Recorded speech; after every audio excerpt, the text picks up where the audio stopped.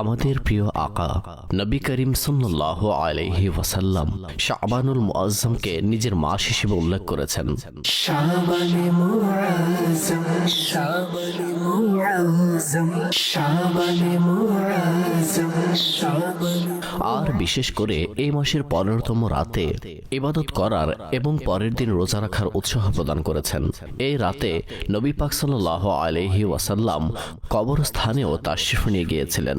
এরই নিমিত্তে শুরু থেকেই সর্বকালের মুসলমানগণ বিশেষ করে বুজুর্গানে দিন এই রজনীতে ইবাদত করার বিশেষ আয়োজন করে আসছেন।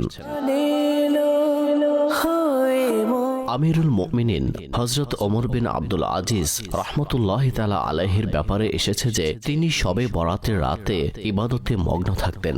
হযরত খালিদ বিন মাদান, হযরত লোকমান বিন আমির সহ অন্যান্য বুজুর্গানে দিন রাহিমাহুমুল্লাহুল মুবিনদের ব্যাপারেও গ্রন্থসমূহে পাওয়া যায় যে তারা এই বরকতময় রজনীতে সুন্দর এবং পরিষ্কার পরিচ্ছন্ন পোশাক পরিধান করতেন, নিজের পোশাকে সুগন্ধি এবং চোখে সুরমা লাগাতেন। অতঃপর রাতে মসজিদে দলবদ্ধ হয়ে আল্লাহ পাকের ইবাদত করতেন।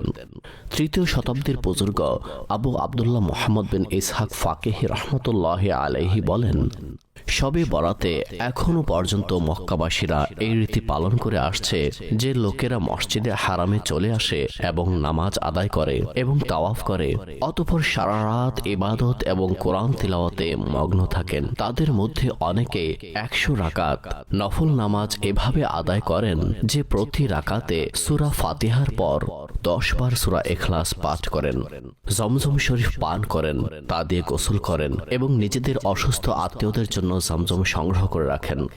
আমিরে আহলে সুন্নাত মাওলানা ইলিয়াস কাদরী সাহেবও এই রজনীকে যথাযথ গুরুত্ব প্রদান করতে গিয়ে 14 শাবানে রোজা রাখেন।